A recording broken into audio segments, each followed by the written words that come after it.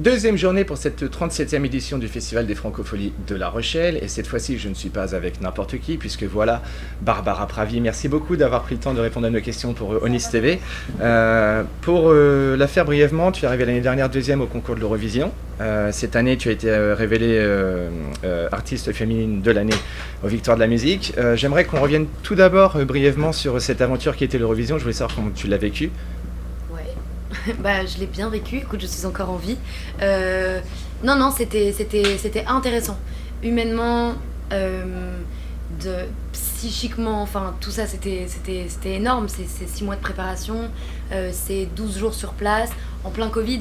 Donc en fait, on n'avait en plus pas le droit de circuler dans la ville, on était pucés. On avait genre ça, mais avec une puce. D'accord. On n'avait pas le droit de sortir de l'hôtel, on n'avait que le droit d'aller sur le lieu de l'Eurovision.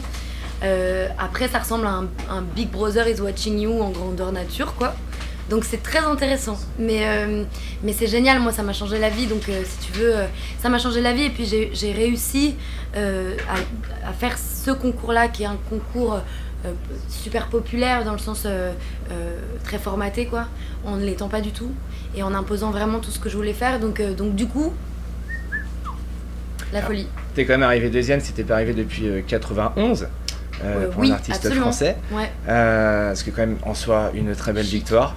C'est plutôt pas mal, ce qui t'a aussi permis d'être, pas révélé au grand public, mais en tout cas avoir beaucoup plus de visibilité sur ta musique. Et d'ailleurs, je voulais venir sur ta musique, je voulais savoir quelles sont tes influences musicales et comment toi tu considères ta musique. Mes influences, j'écoute beaucoup de chansons françaises, mais un peu de la chanson française de gens morts, mais ça me plaît.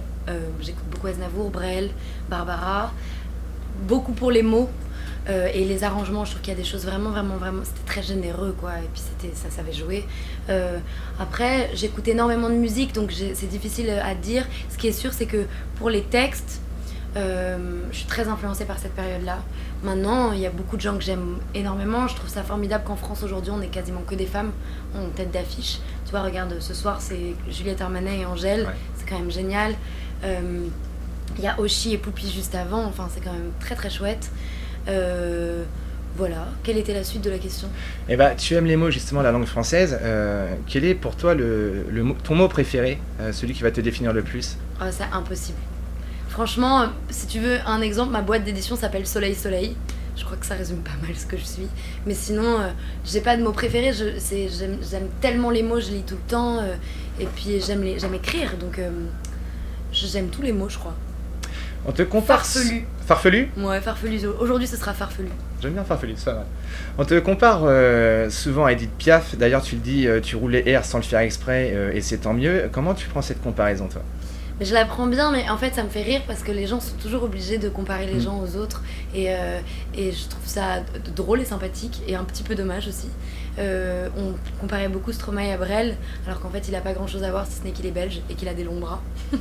Et donc, du coup, bah là, j'ai envie de te dire un peu pareil. Je suis née à Paris, a priori Edith Piaf aussi. On a à peu près la même taille et à peu près la même peau, sauf que j'ai pas les sourcils épilés. Mais non, et puis je pense qu'on a des très grandes voix, dans le sens où on a des tout petits corps et probablement une voix assez ample. Et à mon sens, la comparaison s'arrête là. Mais tant mieux que les gens le comparent, parce que d'abord, c'est une super comparaison. Enfin, je veux dire, j'ai de la chance, je pourrais comparer à n'importe qui d'autre. Et aussi, ça veut dire que moi, ce que j'entends là-dedans, c'est que ma musique fait appel à un imaginaire. Et cet imaginaire-là me plaît beaucoup. Donc c'est super chouette. Maintenant, je cherche pas du tout ni à amplifier le trait, ni à jouer avec ça, parce que je me sens pas du tout Edith Piaf, mais je suis loin d'avoir et son talent et sa vie et toutes les complexités de sa vie. Je suis vraiment très Barbara Pravi, quoi. Pour en revenir aux Francopholies, c'est ta première fois oui. Cette année à ce festival. Qu'est-ce que ça représente pour toi, ce festival? Beaucoup d'affiches dans le métro, avec plein d'artistes que j'adore à chaque fois, et me dire un jour j'y serai, je l'aurai un jour. Et donc je suis très contente d'être ici. Et justement, avec plein d'artistes à côté, est-ce qu'il y en a un avec qui tu aimerais collaborer?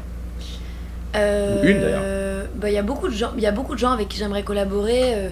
J'ai un projet qui s'appelle Les Prières, dans lequel je fais beaucoup de duos avec des gens. Et j'aimerais bosser avec Juliette, j'aimerais bosser avec Calogero. J'ai déjà un petit peu bossé avec lui, mais enfin voilà, en soi, rencontrer un artiste c'est toujours génial. Donc Mika, ça pourrait être trop cool. J'adore Oshi, franchement, J'adore rencontrer les gens, donc si tu veux rencontrer 2 univers, ça peut que être chouette. Je suis pas du tout fermée à ça, moi. Est-ce que, si ça reste dans l'ordre du confidentiel, je comprendrai, mais est-ce qu'on peut avoir une petite parenthèse de la prochaine actu? Ah bah oui, j'ai sorti une chanson hier.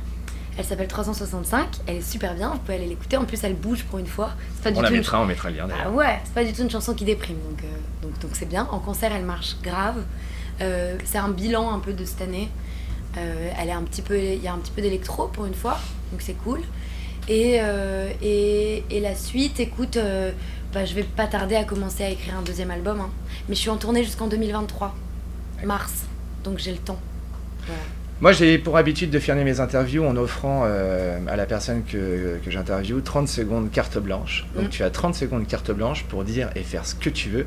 Même si tu as un salon de jardin à revendre, tu peux. C'est une annonce à faire, tu peux faire exactement ce que tu veux. C'est super difficile. C'était 30 secondes à toi, elles t'appartiennent, tu te débrouilles. Ok, bah écoute, j'ai un super pianiste, il est beau gosse comme tout. Il tombe que sur des meufs ripoux. Donc si vous êtes une meuf pas ripou, vous pouvez l'appeler. Il s'appelle... non, je vais pas dire son nom parce qu'il va me tuer quand tu vas voir ça. Mais en vrai, c'est un mec incroyable. Il est hyper talentueux, c'est le plus grand pianiste, il joue même du doudouk, il joue parfaitement de la guitare, il est beau comme un dieu, il vient de se faire couper les cheveux en plus et ça lui va à ravir, il est célibataire, il est gentil, il était ostéo, donc il masse, franchement il a toutes les qualités pour être un gendre idéal. En revanche, faut pas être une casse-couille parce que il en a marre, il tombe que sur des meufs très méchantes avec lui et j'aimerais tellement qu'il tombe sur une fille bien. Je sais qu'il y en a plein, moi je connais que des filles bien, je comprends pas pourquoi il tombe pas sur des filles bien. Allez le chercher, mais je ne vous donnerai pas son nom, maintenant il faut le trouver. Voilà, à vos recherches. Merci beaucoup Barbara Pravi d'avoir pris le temps de répondre à nos questions. Bien évidemment, je te dis un gros merde. Merci. Et nous on se retrouve très prochainement tout au long de cette journée sur Onis TV.